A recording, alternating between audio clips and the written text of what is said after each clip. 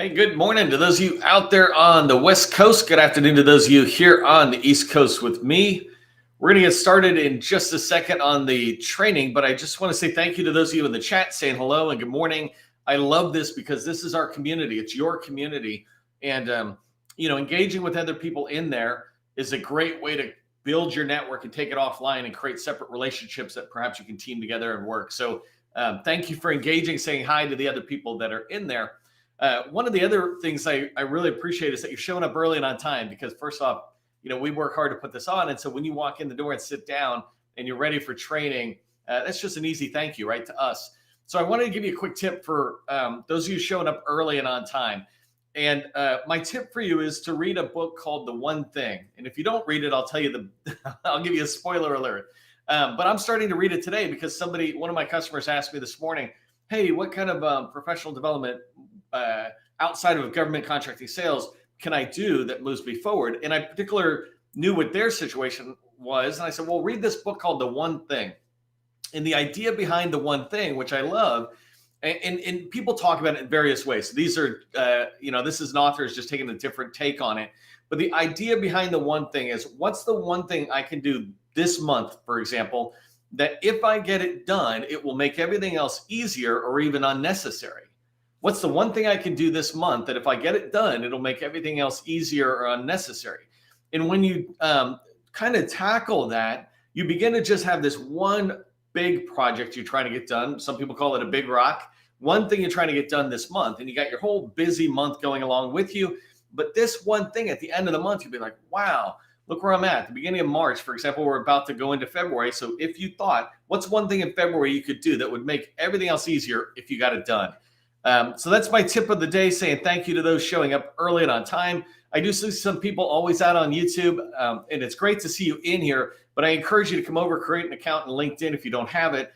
In LinkedIn is the only place we can actually have dialogue. You can meet people and start connecting. In YouTube, which is fantastic, love you, YouTube, there's no dialogue. You can't really see who users are, but you come over here and you're building a network, and there's hundreds and thousands of people here who would love to connect with you, right? Take some time to get it done. All right, let me share my screen to get rocking and rolling on today's training. Actually, before I share my training, I'm going to start, I want to start the training. By the way, just a little insider baseball.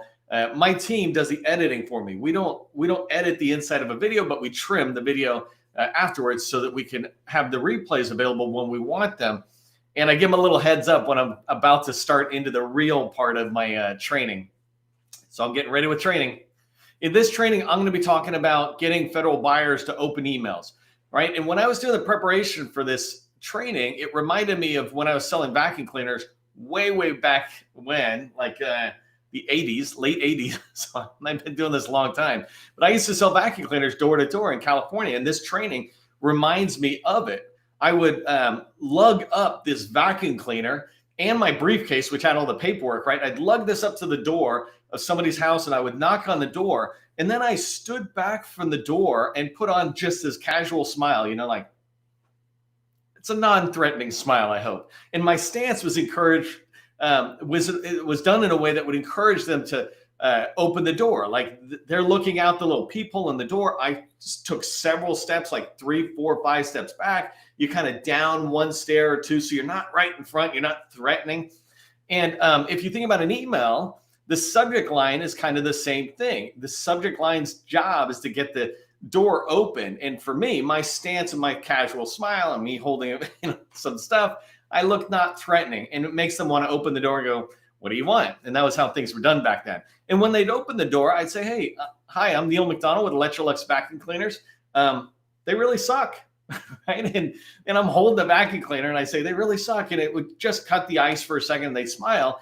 And then I would go for the ask, right? I'd say, if you have a minute, I'd like to give you a quick demo. And I'd take the cord and I'd hand them the cord. It has the plug on the end. I'd hand them the cord. And this is something I learned on my own back then, is that if you hand somebody something, they will do the right thing with it. So if you hand them a screwdriver, they're going to look for a screw. If you hand them a hammer, they're looking for a nail, a pen, they're looking for paper. And when you hand somebody a plug, they go look for an outlet back inside their house, right? So that's just the way vacuum cleaners were sold back then. And your email body needs to do something similar. And that's what we're going to be talking about today, right? It needs to encourage the buyer to do what you want. And you don't want them to do a lot of things. For me, when I handed them the cord and they went back in and plugged it in, that brought me in, right? I was able to come in and show you my vacuum cleaner. Look, it sucks up the dirt. It's great. And that's, again, just how things were. In today's training, I want to teach you how to get buyers to open the door and to invite you in, right? That's the whole point of today's training. Let me go ahead and share these slides. So in today's training, I'm going to cover down on 5 main things. I got a lot to share, so I'll go pretty fast. But the first thing I'm going to cover is just the rules of outreach. It's really important for us to remember that there's a right way and a wrong way to reach out. I'm going to talk to you about the right way. And then the second thing I want to talk about is when you send emails, and we're thinking about like, what's the best way to send an email? Before you even get to that stage, I want you to think about, what does a buyer think when they get your emails?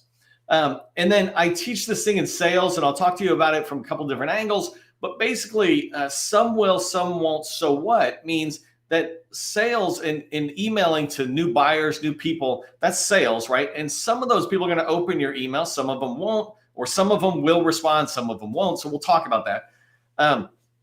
Then I'm going to dive into examples of some perfect email frameworks. And it's really dangerous to put the word perfect in there, but I put perfect because they work, right? They open doors for me.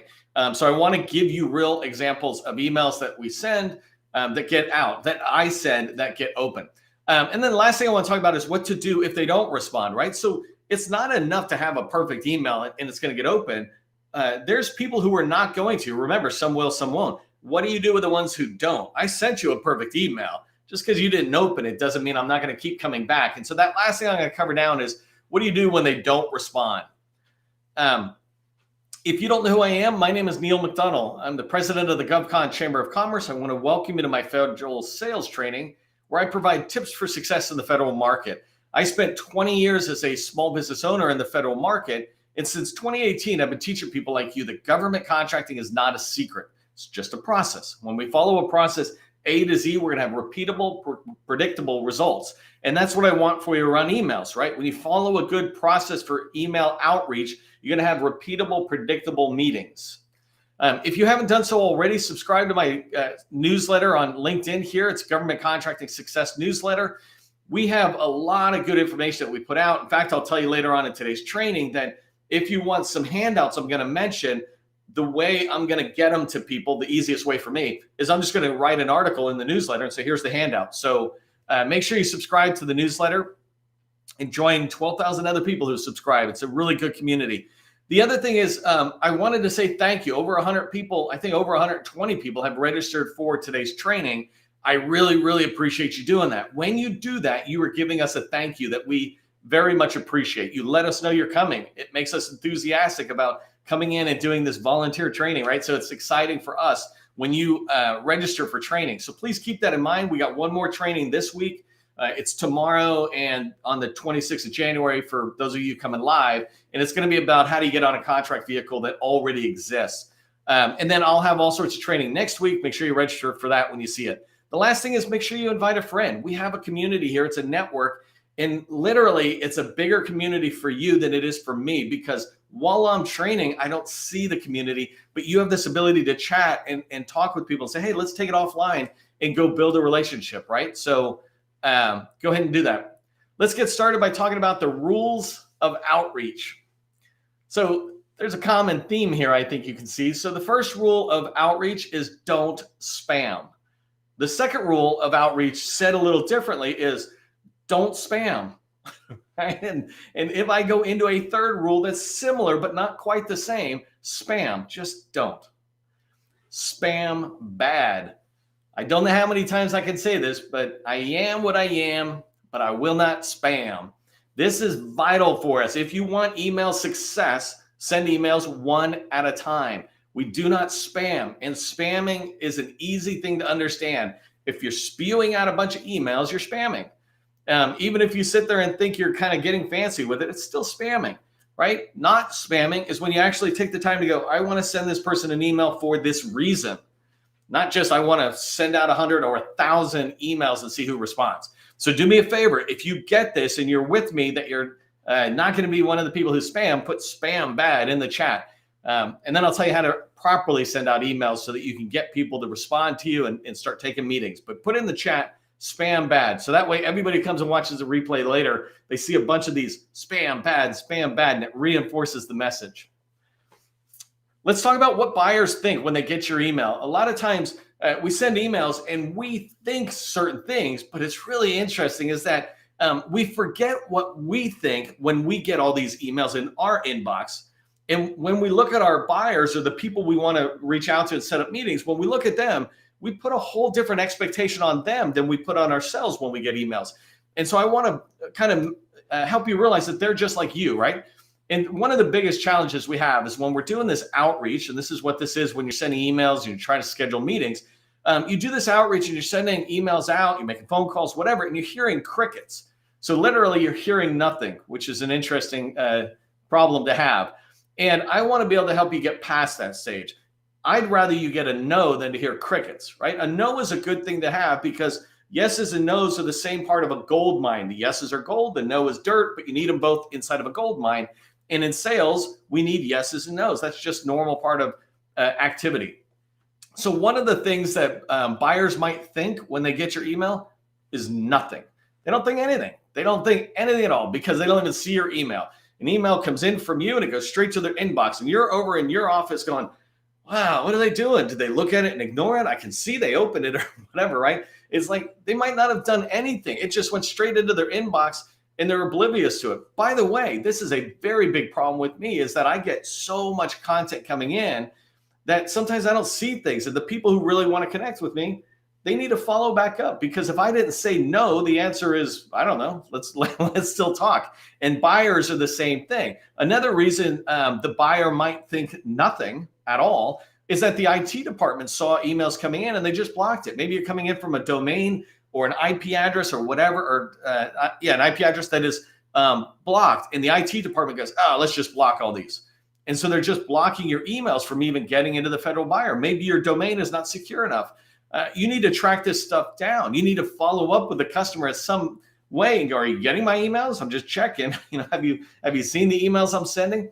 And then the last one is much more common for all of us is that, and what I just described for me, an email comes in and I'm not thinking anything about it. The buyer is not thinking anything about your email because that email got buried under other emails, right? You sent it at 10 o'clock when they were in a meeting and then they had another meeting, then they had lunch, and then they came back and looked at their inbox and there was like 30 emails in there and yours had come in at 10 and then 29 others had come in after yours and it pushed it down. Oh my God, I'll get to those emails a little later. And then 29 more emails come in, right? And so it just gets buried. That's normal. I like to say if they didn't get back to you within 24 hours, they're not going to. Like it's getting buried. There might be some people who don't get a lot of emails and phone calls, et cetera, but for the most part, we all do. And the further it goes away from the time you sent it, the more chance that they just missed it. It's not that they're choosing not to get back to you. This goes back into, and I'll probably talk about this later, but I'll talk about this at the end about how frequently should you follow up. But most importantly, you should just remember that you need to follow up because a lot of times they didn't even really think anything about your email because they didn't see it. The second thing that they think, second major thing they think is, who is this? They get an email and they're like, well, who's this Neil McDonald guy? And that's what's going through their head, right? So one of the things you want to be doing out there is be visible. Social selling is about making sure you're engaging in social media in a way that your buyers might be able to see you. People will begin to be aware of your company, et cetera. But keep in mind, they're going to say, who is this? And we'll talk about this in a second, right? Is that the next thing at the very bottom they'll do when they say, well, who is this? Is they'll go out and look and go, well, let me go look at who this person is. So I got the email. I'm like, who is that? Let me go check. And then I go onto DSBS or I go on LinkedIn and a couple things happen. One is I might just get distracted and not get back to the email. So I didn't say no. I just was doing some research and then I went somewhere else and boom, I forgot about you. No offense, right? Another thing could be they look at LinkedIn and they go, it's not a match. Or they look at DSBS and go, well, I don't understand why I would be talking to this company type thing, right? And so when people get an email from you, they're going to sit there and ask, who is this? And then the other thing they might say, think when they get your email is, let me look at that later. And whenever anybody says, let me look at this later, that means that that email is going farther and farther down in the inbox.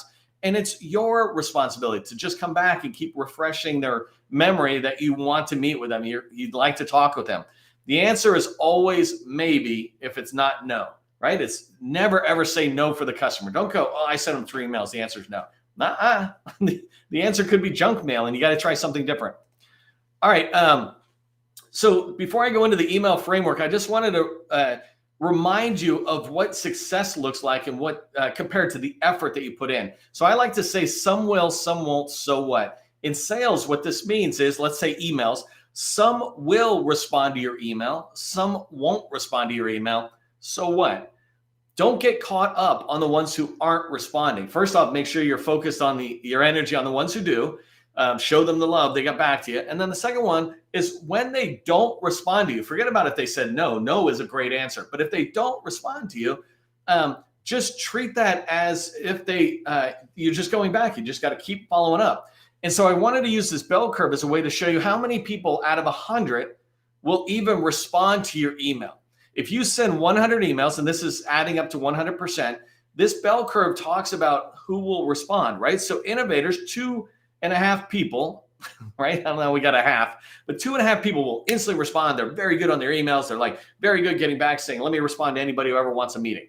And then you got early adopters, 13.5%. And this is the next group who maybe like me occasionally keeps trying to come back and clean up their email and, oh, did I miss anybody? But this is 13.5% of the people. So 16% of the people will get back to you. The next group is called the early majority. These type of people probably won't get back to you until they've seen several emails or reached out from you, until somebody in the innovator and early adopter group had said, hey, I was talking to Joe. You should talk with Joe. It's like, oh, okay, I saw his email the other day, right? And so you got this early adoption or early majority group, but that group is much farther down the line. And so if you think about how many times you might have to reach out to them before they get back, it could be 5 or 10 times. And then half the people, late majority laggards, those people will not get back to you. Half the people will not get back to you. You have to accept that. That means if you reach out to 100 people, 16 people will get back to you, and the 84 will not. 84 people will not get back to you out of 100 people you reach out to. Now, if you reach out to them again and again kind of thing, then you increase that number. But don't ever look for 50% or 100% of people to get back to you. That's just not how sales works. It's not how activity works. So as long as you're increasing your activity, you're going to get the traction you want. So I'm just tracking on my time here. I'll move pretty fast. I got several slides, but here I want to just lay out the idea of a perfect email framework is to remember what the purpose of an email is. I teach this in sale or marketing assets. When you have a marketing asset, each marketing asset has a purpose, like the capability statement's purpose is to get a meeting, not inform. Well, an email, its purpose is to get a meeting. We're talking about when you reach out for the first time, not when you're having dialogue with somebody you've already met with, right? So the very first time you try to reach out to somebody, the whole purpose of the email is to get a meeting. What it is not for is to inform. I often see people struggle with getting any kind of responses. I say, send me your email. And when I look, it's this long thing. And they're like, well, I wanted to tell them everything about what we're doing. We're doing a lot of good stuff and we have the capability to do this, but we could even do this if they need it. I'm like, it's as if you walked up and you were meeting somebody at a bar and date situation. And before you even let them talk, you said, hi, I'm Neil. Here's the entire story of my past life and where I'm thinking about going, right? I never stopped to see if that other person even wanted to talk, let alone got to know them a little bit. And so when you send an email, think of it this way, that its job is to get a meeting. Anything more that's in an email that is not driving to the meeting is a distraction from you getting what you want from the email. In order to have a good email, it just needs to be clear and concise. And what I mean by this is think social media. When you look at a social media post, you want it to be kind of short sentences, little bursts. Any of us who learn to write on social media, we don't write these big paragraphs. We kind of write it in small lines, right? One sentence kind of thing. We do it in lists and bullets or something. We're trying to get your eyes to pop, pop, pop, pop down, similar to the bullets on this slide, right? Your email should look like slides from now on. It should be really concise to the message. I like to say that your email should be a 2-second email, meaning in 2 seconds or less, you should be able to get a yes or no or not me from the person who reads it. So they'll look at it and go, oh yeah, I'll have the meeting. Or no, Neil, I'm not meeting with you. or, which are totally cool. Yeah, you need them all. Or you want them to look at it and go, well, that's not me, but I know Sally does that. Let me forward it. Hey, Sally, Neil's trying to reach out to me, but I think you're better. Or I respond to you and say, hey, I know you're trying to meet with me, but really you want to meet with my colleague, Sally, right? So in 2 seconds or less, a clear, concise email will get a yes, no, or not me.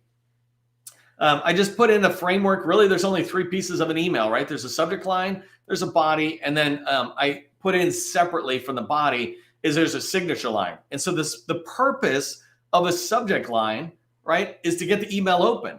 It's not to do anything else. So the whole point of a subject line is similar to like clickbait. If you think about this, if you're going through YouTube or you're going through Facebook or LinkedIn, something catches your eye and you go, let me stop for a second and look at that. Social media is really what email is like as well, because I have 100 emails in my inbox and I'm scrolling through going, let me just see if there's any that are important.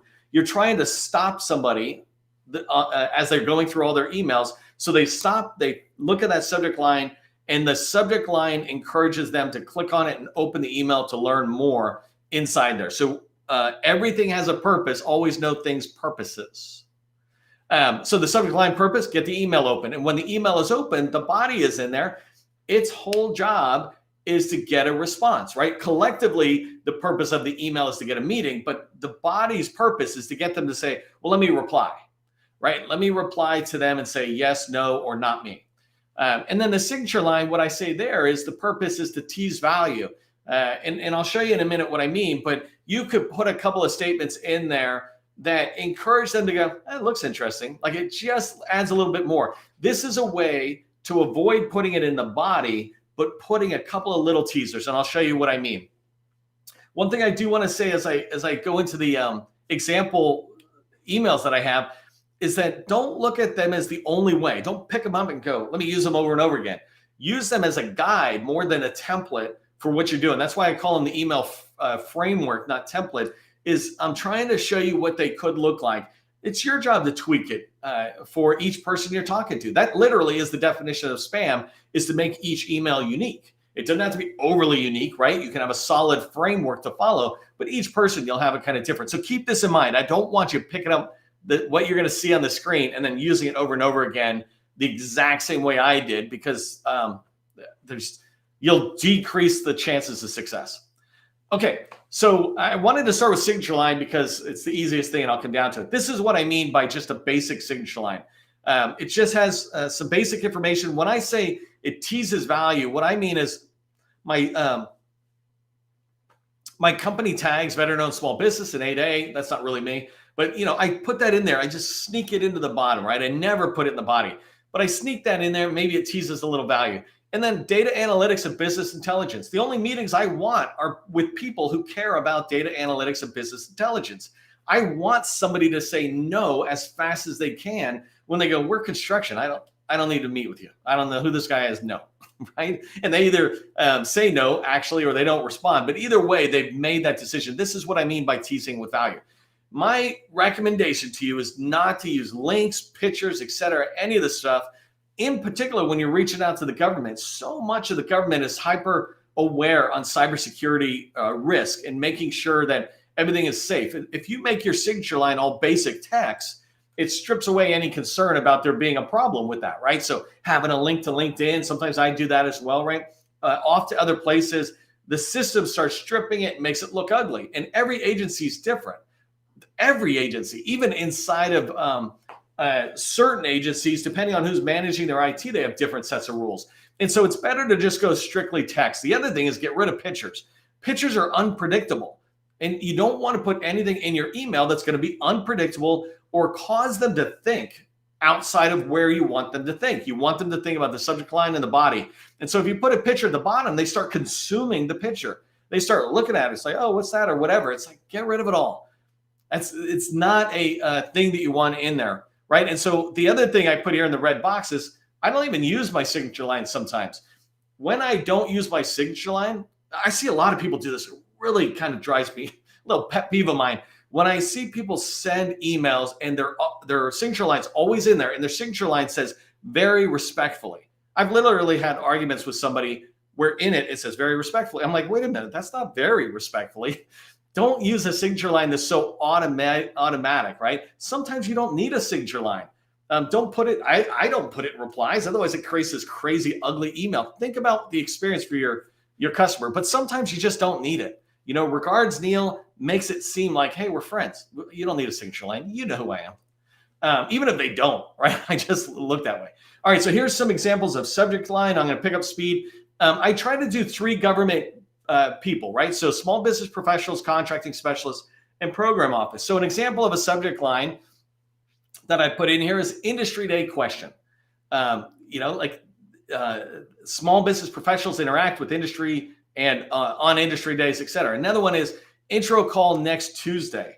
And it's like, do we have an intro call next Tuesday? Are we talking about it? Like, I'm trying to pull them in, right? And I'm not here, by the way, to debate any of my examples. I'm trying to give you examples so that you can create your own examples. Contracting office and specialists, right? Here, I might use like an opportunity ID I just made one up. And then here I put a clarification question. And what I'm trying to do is to figure out how can I get them in. Sometimes contracting shops people might be looking through a lot of emails. If I can kind of stop them on their opportunity, I know they're responsible for that. That number kind of captures them. The other one I used here as an example is FDA acquisition roadmap. For me, that's about trying to get an intro meeting and talking to them. And so say I'm reaching out to somebody at FDA and I'm saying acquisition roadmap. And actually I put it in capital letters. I might even put it in lowercase. Like sometimes putting it in lowercase makes it a little softer reaching out. And then a program office. Program office is different from those other 2. So here, there's an office in the Air Force called, I forgot what it's called, but RSO, right? That's this program office's name, RSO. And I'm saying quarterly report question. I'm just putting a quick thing in. Same thing with intro call on AIML and fleet maintenance. And the reason I'm doing this is because the office I'm trying to reach out to is responsible for AIML, as it has to do with the Air Force's airplanes and fleet maintenance. And so I'm trying to make it just a casual way of reaching in. Now, when I go into the emails, I'm going to try to drive to that point. The idea of clickbait is not a bad thing. What's bad is like a bait and switch, where you bait with something and give them the totally different thing.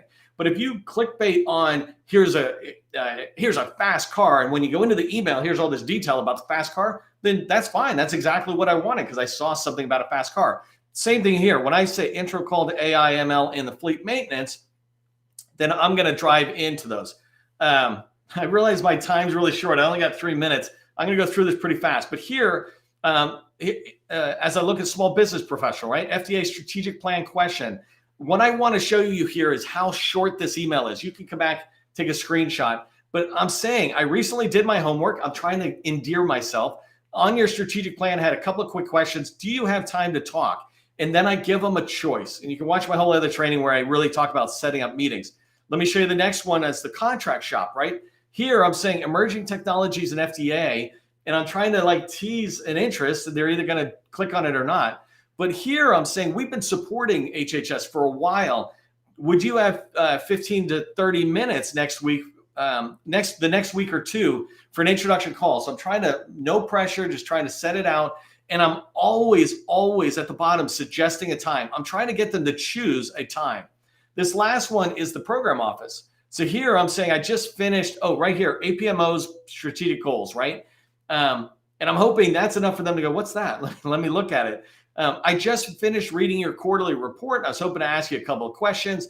Could you make time? I'm asking them, could they make time for an intro call? It's kind of the sales thing where, of course I can make time. It's like, why would you think I can't make time? And it almost pulls them into saying yes, right? And again, I'm saying, hey, I got time for a meeting. And here I threw in for a virtual meeting. I'm trying to say no pressure. We jump on a call and it'll be fine. Really quickly, what I say about if people aren't responding, and I might go a minute over here, but just call them back, follow up. I'm going to put out in a newsletter tomorrow, so make sure you're subscribed, but I'll put out how to follow up over 30 days, what to do every single day as a follow-up if people don't respond in order to start getting them to respond.